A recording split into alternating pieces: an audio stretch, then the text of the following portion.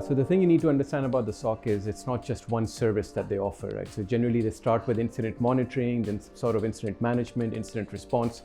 Ideally, if you have a small organization, then generally outsourced makes a lot of sense. But even larger organizations that may have some SOC functions should think about outsourcing some of the more, I would say, difficult jobs, like incident response, for example, like threat hunting, for example. That typically requires a lot of data, a lot of people, and sometimes a lot of very complicated tools. Even if you have a built or even a hybrid SOC, maybe outsource some of the other services makes sense. So I would say probably a hybrid is the right approach. I would think hybrid.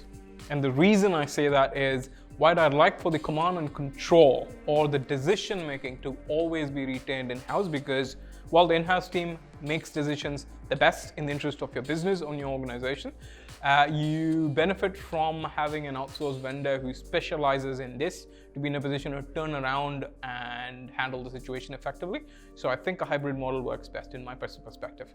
First of all, it depends the business that you are driving. If in my case, in a government, we cannot outsource this kind of system and services because it's critical for the government to control what's happening and to control the information, where the information is shared, which means for my case, it's in-house fully.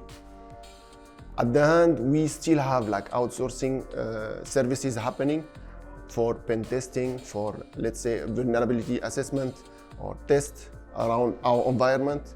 But globally, it's become very important for everyone to think about outsourcing, because the SOC services, as I said previously, is lacking resources. We don't have specialists. And to get security analysts dedicated for your environment, it's kind of difficult today. This is why starting with outsourcing, training the existing operation people to handle this kind of new services and new operation technology services, make them handling it and going from outsourced to in-house in order to protect the organization and the information of the organization. In today's world, it is a data economy, and the data is better to keep it in-house. My recommendation is actually to have it hybrid, in the Middle East, especially in UAE. But it also depends on the budget of the company and how much is the operation they have. It depends, I've found before I had it in-house completely, and it was okay, but it depends on the team that you have in-house. Definitely in-house. Your people have to be involved because mainly they know the environment best than anybody else, and they can solve the problem then quickly. I would go for an outsourcing option. The reason being that it's in today's world, it's very difficult to get highly qualified people to manage IT security risks, and it's not that easy to basically troubleshoot IT incidents. You need to build expertise. You need to ensure that you have the right skilled people in the organization. So I feel that outsourcing to big companies, for example, like IBM, Tata Communications, or HP, etc., they have world-class talents with them, and they know what's happening around the globe. What are the emerging threats, so that they can very well plan for response for such incidents. It depends. It depends on the business, right? There is no silver bullet for this kind of requirements.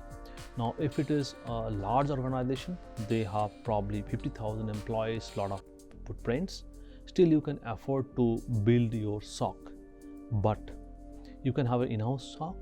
You should be supported by a MSSP.